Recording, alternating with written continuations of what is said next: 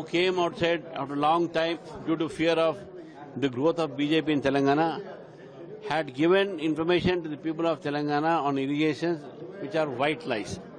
He blamed the Bharatiya Janata Party government at center and he tried to defame our government. In fact, it is the Bharatiya Janata Party government which is actually looking after the farmers' welfare. Pradhan Mantri Kisan Samman Yojana, in which 6,000 rupees input subsidy is given, farm investment support is given to these farmers, is being given to the lakhs of farmers in Telangana without fail and without a gap.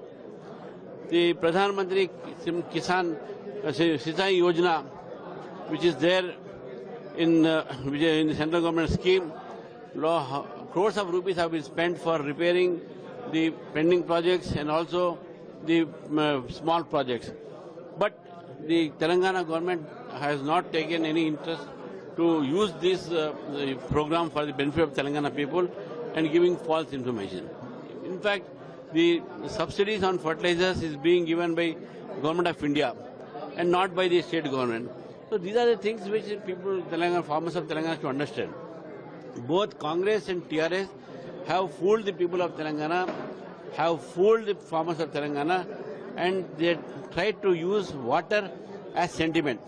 It was Mr. KCR who signed the AP Reorganization Act in this Krishna water distribution of Krishna water to 299 TMC, whereas Telangana share was more than that.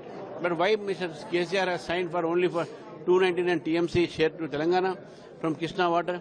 These are the things which injustice has been done to Telangana because of KCR. He has done injustice to Telangana.